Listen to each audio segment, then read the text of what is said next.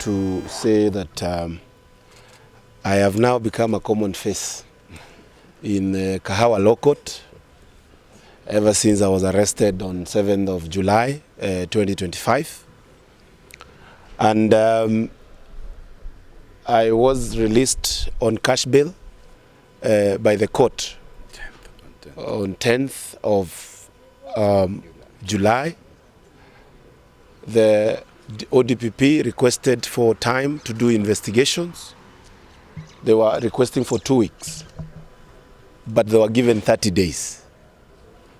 And today was the day that they were supposed to give us a report and clearly say how far they are on the investigations.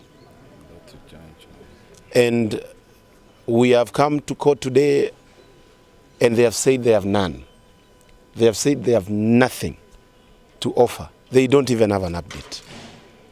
And I say this and I'll repeat it, that we will not allow our country to go back to use of criminal justice system against political opponents.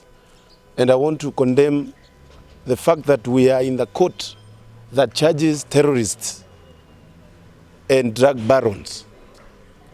I, as a member of parliament of Manyata constituency, having been arrested as I am doing my errands and being brought here, it is a sad state of affairs. And I'm not speaking about this only for myself, but even the many young people that are in this court today being alleged to be terrorists. And I want to address the president and tell him, stop using the criminal justice system to suppress the voice of the people. Today is an indication that all this is just actually a fishing expedition to try and see if you can try to harass the member of parliament of Manyata. And I want to address the president and tell you, I am not going to fear. I am not going to be cowed. We are celebrating our constitution promulgation, the 2010 constitution, the 15th anniversary on tomorrow, that is on the 27th. And I want to clearly say that our constitution has never been mutilated than it is today. You are playing with our constitution while at the same time you want to look holier than thou. And I want to clearly say, you have even violated your oath of office to uphold that constitution. By bringing us to this court, you thought we would be actually cowards and we will fear. We will cow our tails and start coming to you kneeling down. I want to tell you today that we are not going to do that. And we have 100% trust with the judicial system. The charges, the force and the push, at the end of the day, is all about evidence. And if there is no evidence, there is no case. 2 months down the line, there has not been charges that have been brought against me. But the narrative that you thought will mess us up, you will find that we are making stones and building houses with these stones you are throwing to us.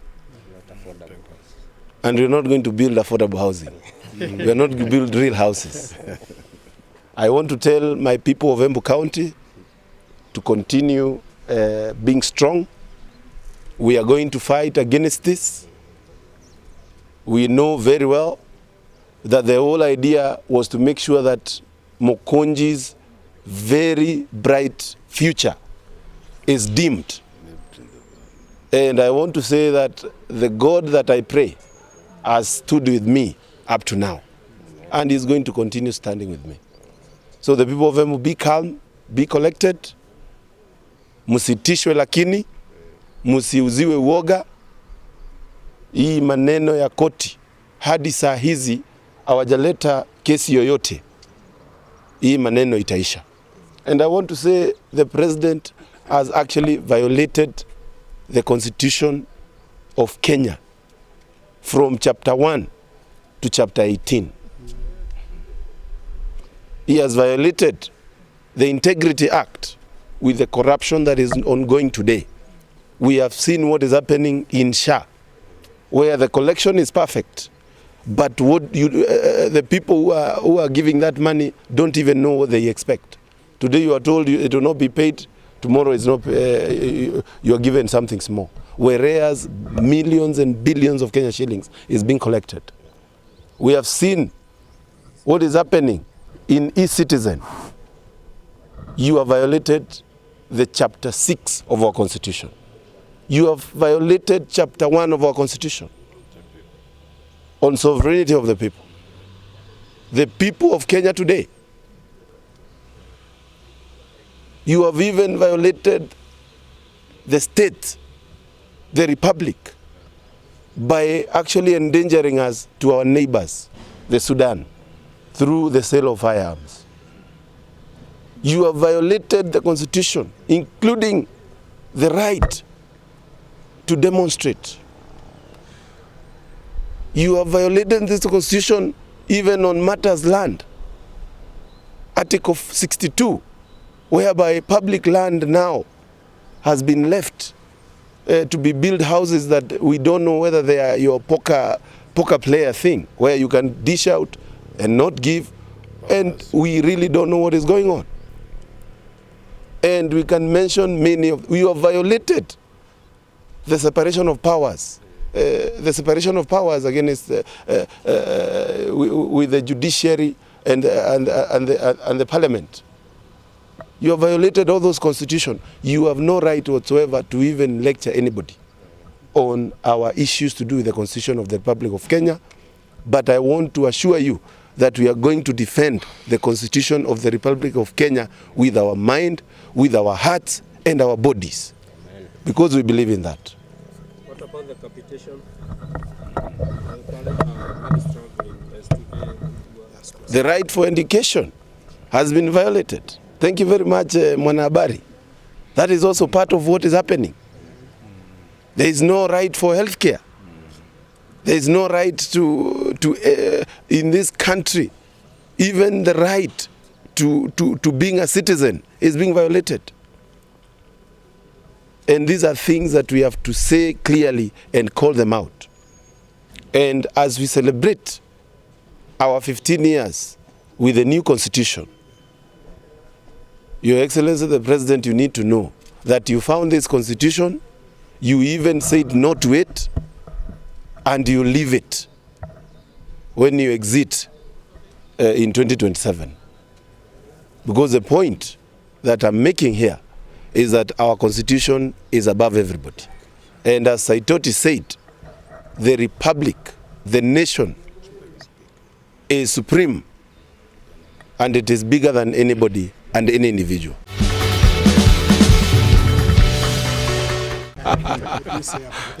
Surely.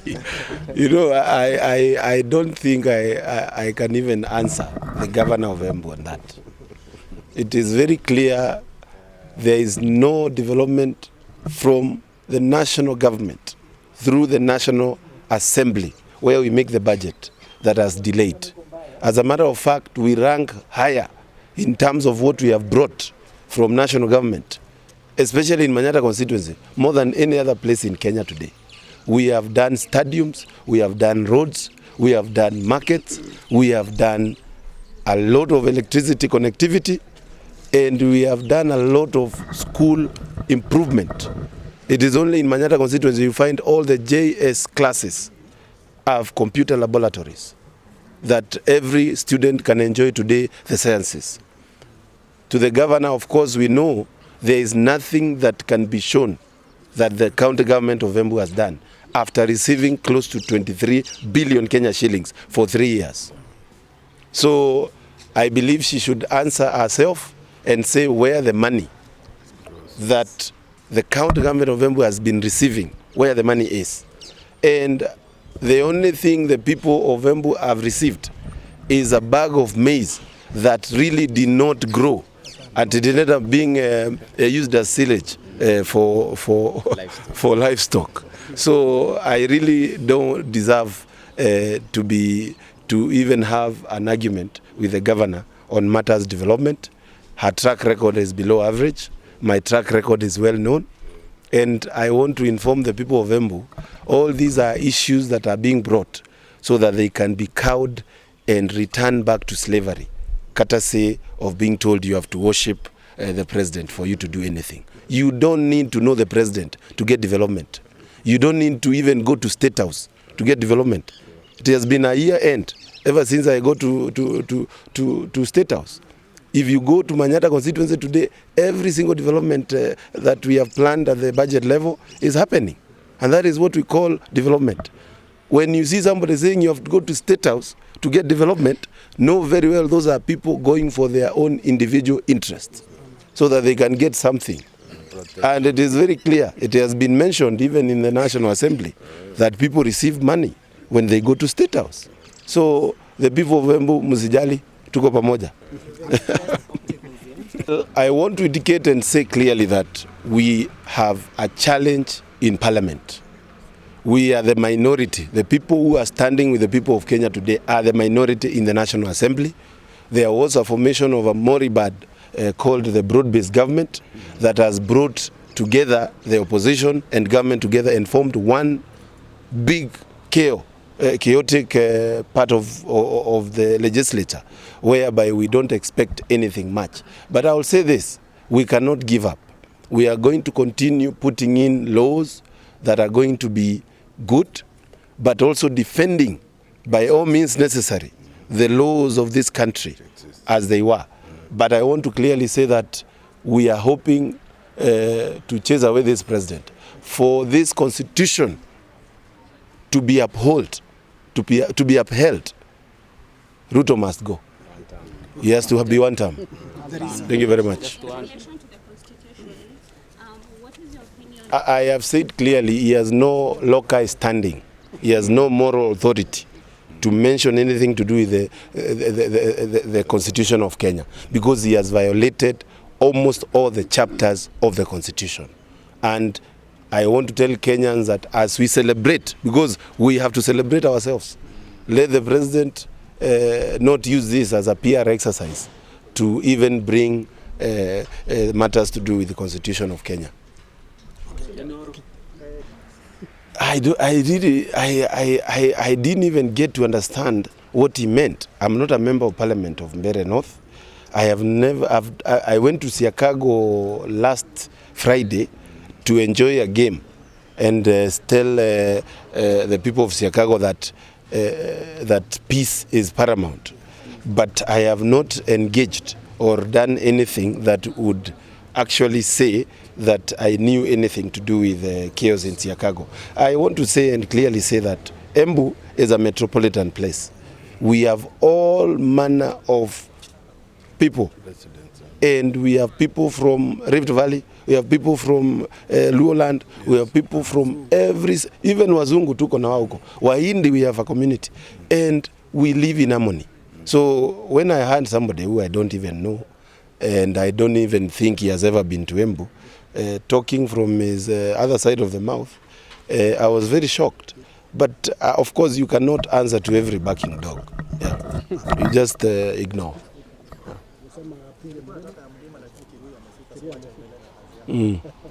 I think hiyo tuko sawa, tumefinya kidogo. Yeah. So vile nitasema ni kwamba leo tumekuwa hapa katika Kahawa Law Court kwa sababu ya kesi ambayo ililetwa hapa. Kesi ililetwa tarehe 7 mwezi wa 7, siku ya Sabasaba Day, na tuliletwa hapa pamoja na mwanahabari mmoja wa Inoro, tukiletewa mashtaka ya kwamba sisi ni magaidi, na niseme ya kwamba leo koti wale watu wa serikali wale wametumwa na president walikuwa walete update kusema wamefikisha wapi investigations, lakini kwa mshtuko hawa watu hawana kitu, hawajaleta kitu. Wamesema hata hawana update, wamesema hata hawajui mbele wala nyuma. Na tunashukuru koti kwa sababu imekuja na ikasema ya kwamba ile siku ya mwisho watapewa nafasi ni tarehe 5 ambapo tutarudi hapa kotini waseme wako na nini. Lakini kitu ya kwanza nataka kusema ni kwamba hii ni maneno ambayo walituletea sisi ili tuweze kuwa waoga, kuweza kunyenyekea kwa rais. Lakini mimi nataka kuwaambia, mimi sitishwi, mimi siogopi, mimi siwezi uziwa uoga, mimi nitasimama kidete. Kwa sababu najua vizuri sana ni wananchi ambao tunahakikisha tunawakilisha na tunahakikisha tumewapea sauti ambayo hawapati. Na nataka kusema kwa sababu tuko katika celebration ya 15 years ya katiba ya Kenya, na niseme hii regime ya Ruto wamekiuka katiba mzima ya Kenya, Constitution 2010, kutoka chapter 1 mpaka chapter 18. Hakuna chapter wajaguza na kuhakikisha wamemutilate na wameharibu, kutoka maneno ya sovereignty ya nchi yetu ya Kenya, kutoka maneno ya sovereignty of the people, kutoka kwa maneno ya integrity chapter 4, kwenda kwa maneno ya mashamba, kwenda kwa maneno ya pia ya pesa. Hiyo maneno yote wameweza kuikiuka, na mimi nimesema the president has no moral authority kuongea maneno ya katiba ya Kenya. Actually yeye ni adui mkubwa ya katiba ya Kenya, na on top of that amekiuka mpaka ile oath of office ambaye alichukua, na tutaweza kumhold into task na aseme ya kwamba atarudi tena kuendelea kuongoza nchi yetu ya Kenya kutoka mwaka wa 2027.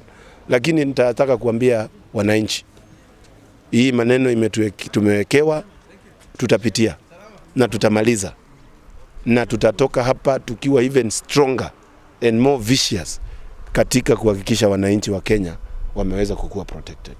So hiyo ndiyo maneno. Mimi nataka kuambia watu ya Embu, mtulie, mkuwe watulivu, mkuwe na amani. Hii uchokozi tuiangalie kwa umbali, lakini tusitishwe ama kuuziwa uoga, because we are standing as a people. Asante sana. Siko sawa?